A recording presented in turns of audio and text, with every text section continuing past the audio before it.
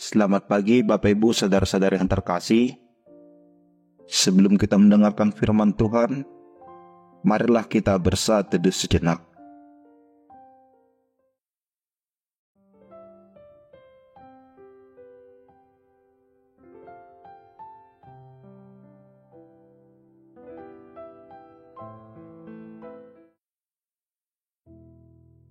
Amin. Firman Tuhan yang menyapa kita pada hari ini tertulis di dalam Kisah Para Rasul pasal yang kedua ayat 25. Sebab Daud berkata tentang dia, "Aku senantiasa memandang kepada Tuhan, karena ia berdiri di sebelah kananku. Aku tidak goyah."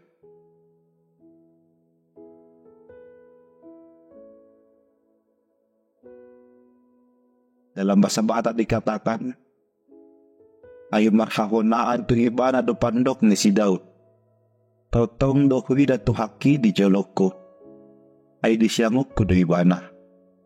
Asa unang humordit au."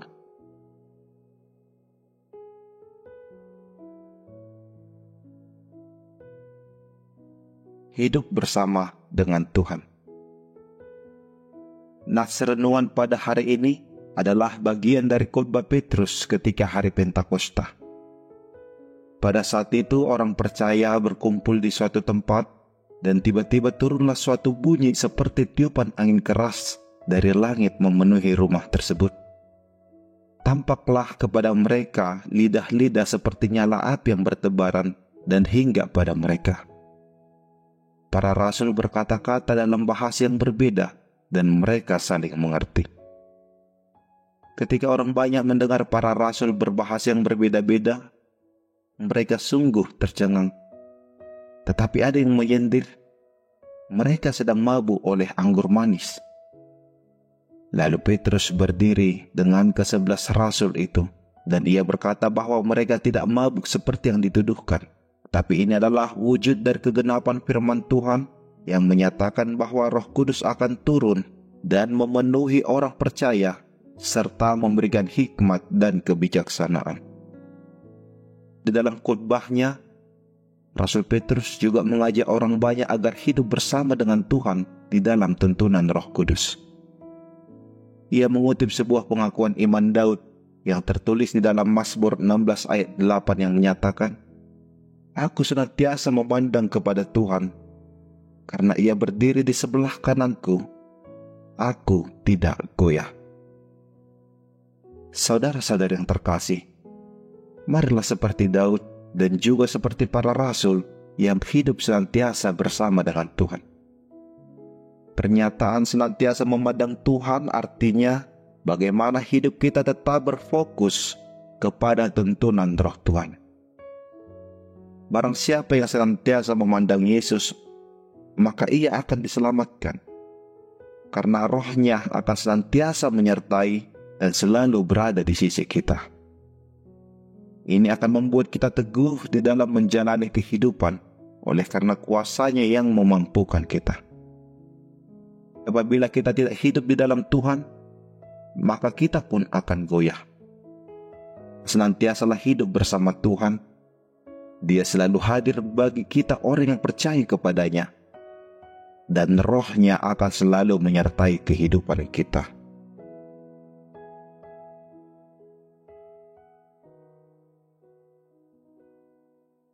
Amin. Kita berdoa. Terima kasih ya Tuhan Allah Bapa atas firman-Mu yang telah kami dengarkan dan yang menuntun kami agar tetap hidup bersama dengan Engkau. Ajar kami Tuhan agar kami tetap senantiasa mengarahkan pandangan kehidupan kami kepada-Mu, agar kami tetap bersuka cita dan tidak goyah. Roh-Mu lah ya Tuhan yang selalu senantiasa menyertai langkah kehidupan kami. Ya Tuhan, bimbing kami untuk melaksanakan segala aktivitas kami pada hari ini, agar kami melaksanakannya seturut dengan kehendak-Mu.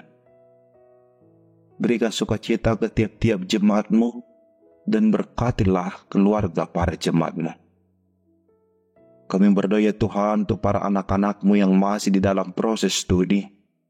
berikanlah kepintaran dan kebijaksanaan kepada mereka, agar mereka dapat mengikutinya dengan baik. Kami berdoa, Tuhan, untuk para jemaat yang sedang di dalam proses pemulihan.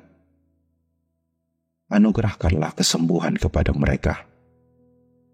Ya Tuhan, kami mohon pengampunan atas dosa dan kesalahan yang kami perbuat. Di dalam nama anak-Mu Tuhan Yesus Kristus kami berdoa dan mengucap syukur. Anugerah dari Tuhan kita Yesus Kristus, kasih setia dari Allah Bapa, dan persekutuan Roh Kudus, itulah yang menyertai kita sekalian. Amin.